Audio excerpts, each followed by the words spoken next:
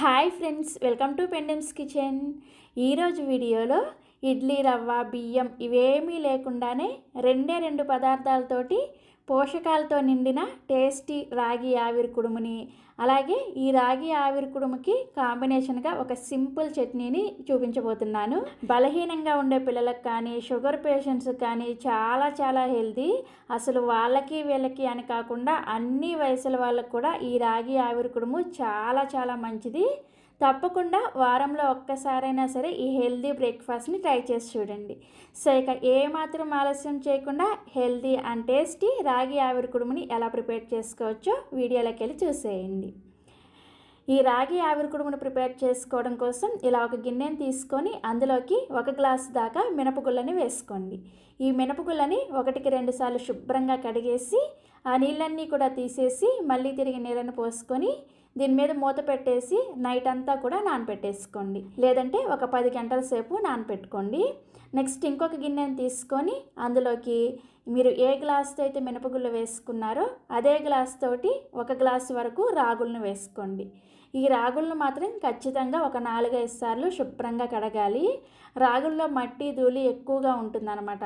అదంతా కూడా పోయే వరకు ఒక 4-5 సార్లు శుభ్రంగా కడిగేసి ఆ నీళ్ళన్నీ కూడా తీసేసి మళ్ళీ తిరిగి నీళ్ళను పోసుకొని ఈ రాగులను కూడా మినపప్పుతో పాటు కాకుండా సపరేట్గా ఒక 10 గంటల సేపు నానబెట్టుకోండి. నేనైతే ఇక్కడ నైట్ నానబెట్టేసుకున్నాను. నెక్స్ట్ డే ఉదయాన్నే మీకు చూపిస్తున్నాను. చూసారా, మనకి మినపగుళ్ళు చక్కగా నానిపోయాయి కదా, అదేవిధంగా రాగులు కూడా చక్కగా నానిపోయాయి. ఇప్పుడు ఒక మిక్సీ జార్ని తీసుకొని అందులోకి ఈ రాగుల్లో ఉన్న నీళ్ళన్నీ కూడా తీసేసి రాగులను మాత్రమే మిక్సీ జార్లోకి వేసుకోండి. ఈ రాగుల్ని ఫస్ట్ నీళ్ళేమీ వేసుకోకుండా కొంచెం బరకగా కచ్చాపచ్చాగా గ్రైండ్ చేసుకోండి. చూసారా, ఇలా కొంచెం బరకగా గ్రైండ్ చేసుకున్న తర్వాత ఇప్పుడు ఇందులోకి కొద్దిగా నీళ్ళని వేసుకుంటూ రాగుల్ని బాగా మెత్తటి పిండిలాగా గ్రైండ్ చేసుకోండి. నీళ్ళని ఒకేసారి ఎక్కువగా పోసేసుకోకుండా కొంచెం నీళ్ళని వేసుకుంటూ గ్రైండ్ చేసుకోవాలి. అప్పుడే మీకు రాగులు మెత్తగా గ్రైండ్ అవుతాయి అన్నమాట. సో ఇక్కడ చూసారా, ఇలాగ మెత్తగా గ్రైండ్ చేసుకొని నెక్స్ట్ ఇందులోకి మినపప్పును కూడా వేసేసుకొని తగినన్ని నీళ్లు పోసుకుంటూ ఈ పిండిని మరీ గట్టిగా కాకుండా అలాగని మరీ పలుచగా దోసల పిండిలాగా కాకుండా మీడియం కన్సిస్టెన్సీలో గ్రైండ్ చేసుకోవాలి. ఇక్కడ నేను మీకు పిండిని గ్రైండ్ చేసిన తర్వాత చూపిస్తున్నాను. చూసారా, పిండి కన్సిస్టెన్సీ అనేది ఈ విధంగా ఉండాలన్నమాట. ఇలా గ్రైండ్ చేసుకున్న పిండిని ఒక గిన్నెలోకి వేసుకోండి. నెక్స్ట్ ఇందులోకి రుచికి సరిపడా ఉప్పుని, అలాగే ఒక 1/2 టీ స్పూన్ దాకా వంట సోడాని, 2 టీ స్పూన్ల దాకా నీళ్ళని వేసుకొని ఈ ఉప్పు వంట సోడా అన్నీ కూడా పిండిలో కలిసేటట్లుగా బాగా కలుపుకోండి. ఇలా కొద్దిగా వంట సోడా వేసుకుంటేనే మీకు ఈ రాగి ఆవిరి కుడుములు అనేది సాఫ్ట్గా వస్తాయి అన్నమాట, లేకపోతే కొంచెం గట్టిగా వస్తాయి. అందుకని ఇలా కొంచెం వంట సోడాని వేసుకొని కలుపుకోండి. సో మొత్తానికి పిండి కలుపుకున్న తర్వాత ఫైనల్గా పిండి కన్సిస్టెన్సీ చూపిస్తున్నాను. చూసారా, ఈ విధంగా పర్ఫెక్ట్గా పిండిని రెడీ చేసుకోవాలి. ఇంతకన్నా గట్టిగా ప్రిపేర్ చేసుకుంటే మీకు ఈ కుడుములు గట్టిగా వచ్చేస్తాయి. అలాగని పిండిని మరీ పలుచగా ప్రిపేర్ చేసుకుంటే రాగి ఆవిరి కుడుములు సరిగా రావన్నమాట. అందుకని ఈ కన్సిస్టెన్సీలో పిండిని రెడీ చేసుకొని ఇప్పుడు ఆవిరి కుడుమును ప్రిపేర్ చేసుకోవడం కోసం నేను ఇక్కడ 30 ఇడ్లీ ప్లేట్లను తీసుకున్నాను. ఈ 30 ఇడ్లీ ప్లేట్లు లింక్ కావాలి అంటే వీడియో కింద డిస్క్రిప్షన్లో ఇస్తాను, ఒకసారి చెక్ చేయండి. ఒకవేళ మీకు ఇది వద్దు అనుకుంటే మీరు నార్మల్గా ఒక గిన్నెలో కొద్దిగా నీళ్ళను వేసుకొని ఒక కాటన్ క్లాత్ని కట్టేసుకొని ఆ కాటన్ క్లాత్ మీద మీరు చక్కగా ఈ ఆవిరి కుడుములను పెట్టుకోవచ్చు. లేకపోతే ఆవిరి కుడుములకి సపరేట్గా ఒక పాత్ర వస్తుంది, అది ఉన్నా కూడా మీరు ఈ ఆవిరి కుడుములని దాంట్లో వండుకోవచ్చు. సో నేనైతే ఇలా 30 ఇడ్లీ ప్లేట్లకి చక్కగా నెయ్యి రాసేసుకొని ఈ 30 ఇడ్లీ ప్లేట్లలో మనం ప్రిపేర్ చేసుకున్న పిండిని ఒక 2 గరిటెల వరకు వేసుకొని ఈ ప్లేట్ అంతా కూడా ఇలా స్ప్రెడ్ చేసుకోండి. ఈ ఆవిరి కుడుముని మరీ లావుగా మందంగా పెట్టుకోవద్దు, మీడియం సైజులో పెట్టుకుంటే మీకు చక్కగా లోపల వరకు ఉడుకుతుందన్నమాట. సో ఇలా చక్కగా అన్ని ప్లేట్లలో ఈ ఆవిరి కుడుముని పెట్టేసుకొని మనకి ఇలా చక్కగా 30 ఇడ్లీకి స్టాండ్ వస్తుందన్నమాట.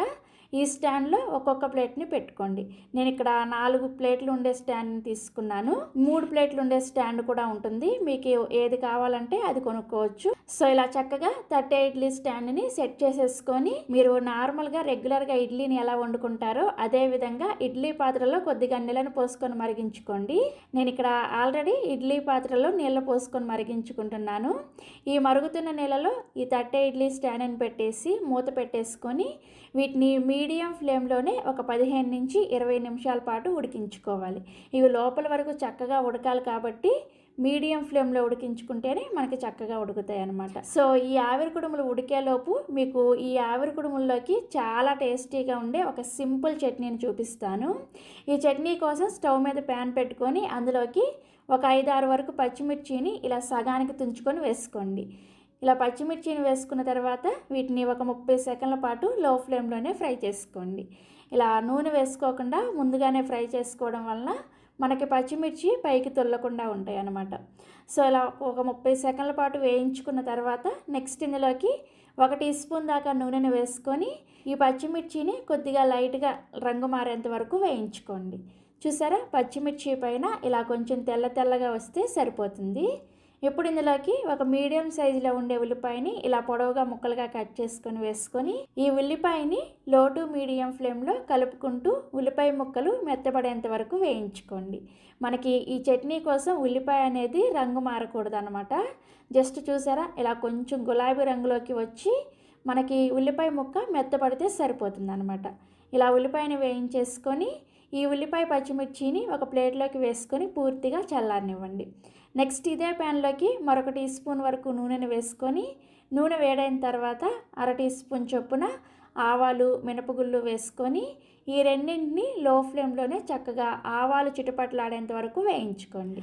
ఆవాలు చిటపట్లాడేటప్పుడు ఇందులోకి ఒక 2 టేబుల్ స్పూన్ల దాకా సన్నగా తరిగిన ఉల్లిపాయ ముక్కల్ని అలాగే ఒక రెమ్మ కరివేపాకును కూడా వేసుకొని ఈ ఉల్లిపాయని లైట్గా రంగు మారేంత వరకు వేయించుకోండి. సో ఉల్లిపాయ చూసారా, ఇలా చక్కగా రంగు మారేటప్పుడు స్టవ్ ఆఫ్ చేసేసి ఈ తాలింపుని రెడీగా పక్కన పెట్టేసుకోండి. నెక్స్ట్ ఇప్పుడు చట్నీని గ్రైండ్ చేసుకోవడం కోసం మిక్సీ జార్లోకి మనం ముందుగా వేయించి పక్కన పెట్టుకున్న ఈ ఉల్లిపాయ పచ్చిమిర్చిని వేసుకోండి. అలాగే ఒక 1/2 కప్పు వరకు పుట్నాల పప్పును వేసుకోండి. వీటినే వేయించిన శనగపప్పు అలాగే చట్నీ పప్పు అని కూడా అంటారు. నెక్స్ట్ ఇందులోనే 4-5 వెల్లుల్లి రెబ్బలు, ఒక చిన్న ముక్క చింతపండును వేసుకోండి. చింతపండుని మరీ ఎక్కువగా వేసుకోకూడదు. అలాగే రుచికి సరిపడా ఉప్పును కూడా వేసేసుకొని తగినన్ని నీళ్లు పోసుకొని చట్నీని బాగా మెత్తగా గ్రైండ్ చేసుకోవాలి. ఇక్కడ నేను మీకు చట్నీని గ్రైండ్ చేశాక చూపిస్తున్నాను చూసారా. ఇలా బాగా మెత్తగా గ్రైండ్ చేసుకున్న ఈ చట్నీని ఒక గిన్నెలోకి వేసుకొని ఇదే మిక్సీ జార్లోకి కొద్దిగా నీళ్ళను వేసుకొని ఈ నీళ్ళను కూడా ఈ చట్నీలో వేసేసుకొని కలుపుకోండి. సో ఇలా చక్కగా చట్నీని కలుపుకున్న తర్వాత ఇప్పుడు మనం ముందుగా ప్రిపేర్ చేసుకున్న ఈ తాలింపుని తీసుకొచ్చి ఈ చట్నీలో వేసుకొని కలుపుకున్నారంటే చాలా టేస్టీగా ఉండే పుట్నాల చట్నీ రెడీ అయిపోతుంది. ఈ చట్నీని మీరు ఈ రాగి ఆవిరి కుడుముల్లోకే కాకుండా మీరు రెగ్యులర్గా ప్రిపేర్ చేసుకునే ఏ బ్రేక్ఫాస్ట్లోకైనా సరే సూట్ అయిపోతుంది. చాలా టేస్టీగా ఉంటుంది. తప్పకుండా ట్రై చేయండి. సో మనం చట్నీని ప్రిపేర్ చేసుకునే లోపు మనకి ఆవిరి కుడుములు కూడా చక్కగా ఉడికిపోయాయి. ఒకసారి టూత్పిక్తో కానీ లేదంటే ఇలా నైఫ్తో కానీ గుచ్చి చూసారంటే మీ నైఫ్కి మనకి పిండి ఏమి అతుక్కోకుండా తడి లేకుండా వచ్చింది అంటే ఆవిరి కుడుము చక్కగా ఉడికిపోయినట్లే. ఇప్పుడు వెంటనే స్టవ్ ఆఫ్ చేసేసి ఈ ఆవిరి కుడుముల స్టాండ్ని పక్కకు పెట్టేసుకొని ఒక 2 నిమిషాల పాటు వాటిని అలా వదిలేసేయండి. మీరు వెంటనే ఆవిరి కుడుములు తీసేసారంటే ఇవి ప్లేట్కి అతుక్కుపోతాయి, విరిగిపోయినట్లుగా వస్తాయి అన్నమాట. అందుకని ఒక 2 నిమిషాల పాటు ఇవి చక్కగా సెట్ అయిన తర్వాత అంచుల్ని ఇలా చక్కగా కొంచెం లూజ్ చేసేసుకొని ఆ తర్వాత నెమ్మదిగా ఈ రాగి ఆవిరి కుడుముని చేత్తోనే ఇలా తీసుకున్నారంటే చక్కగా వచ్చేస్తుంది. నెమ్మదిగా తీసుకుంటే ఇలా పర్ఫెక్ట్గా వస్తుంది అనమాట, ఎక్కడా కూడా విరగకుండా. చూసారా, మీకు ఇక్కడ ఈ ఆవిరి కుడుము చూస్తుంటేనే అర్థమైపోతుంది కదా ఎంత సాఫ్ట్గా వచ్చింది అనేది. చాలా టేస్టీగా ఉంటుంది.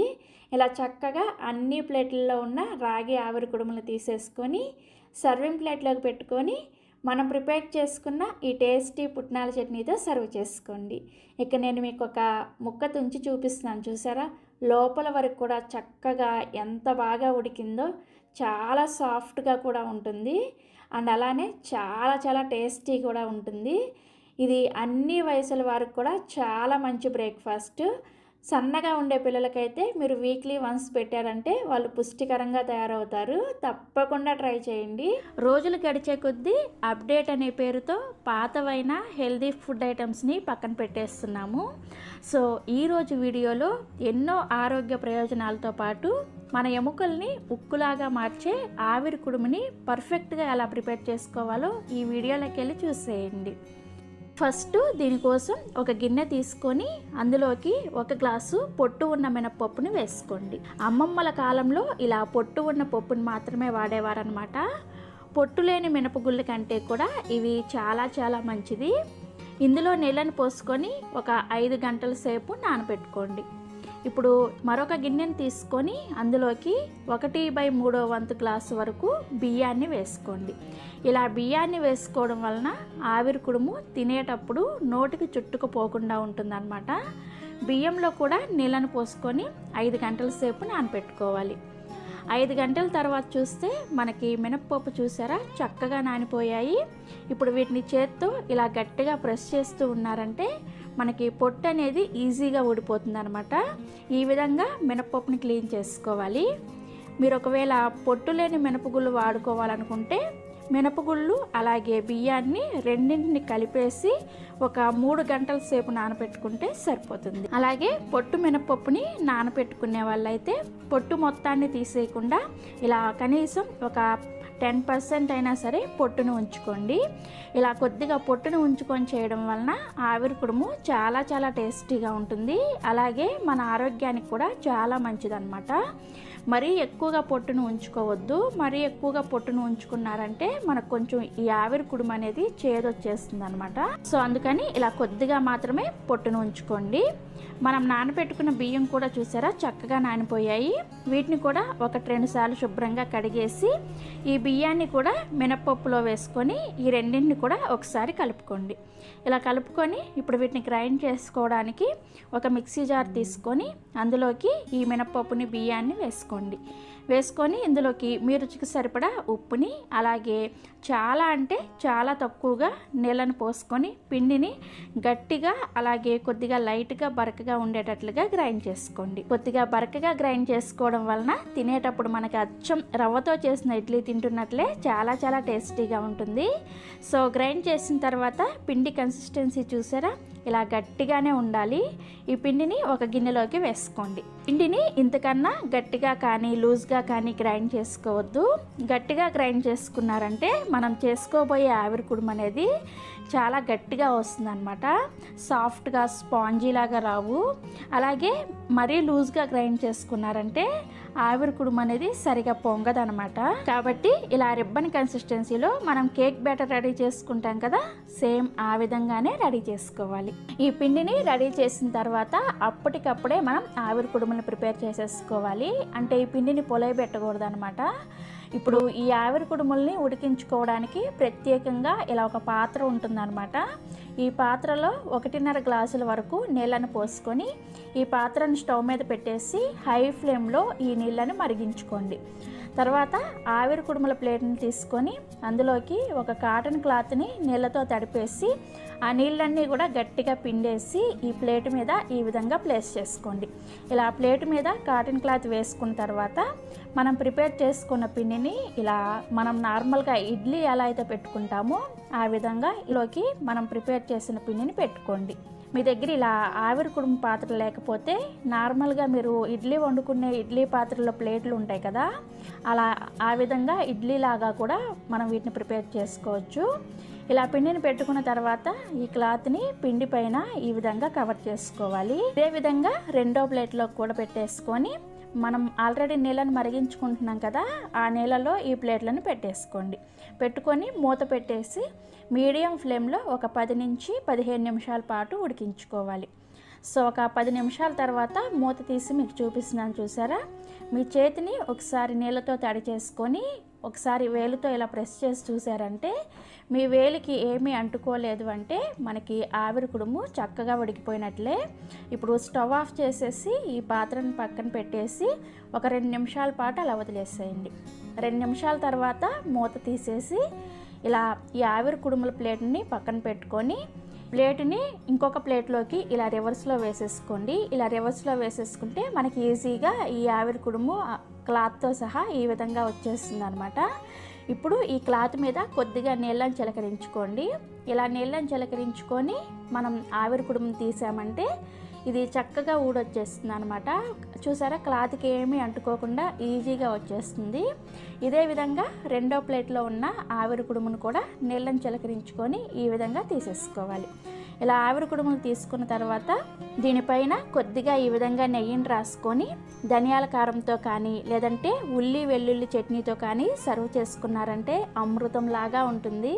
మీకు ధనియాల కారం రెసిపీ కానీ లేదంటే ఉల్లి వెల్లుల్లి కారం రెసిపీ కానీ కావాలంటే ఈ వీడియో కింద డిస్క్రిప్షన్లో లింక్ ఇస్తాను, ఒకసారి చెక్ చేయండి. చూసారు కదా, నేను ఇక్కడ ఒక ముక్కను తుంచి చూపిస్తున్నాను. చూసారా, లోపల గుల్ల గుల్లగా స్పాంజీగా ఎంత బాగా వచ్చిందో. మీరు కూడా తప్పకుండా ఈ విధంగా ఆరోగ్యకరమైన ఆవిరి కుడుము రెసిపీని వారంలో కనీసం ఒక్కసారైనా సరే ప్రిపేర్ చేసి మీ పిల్లలకి పెట్టండి. చాలా చాలా హెల్తీ.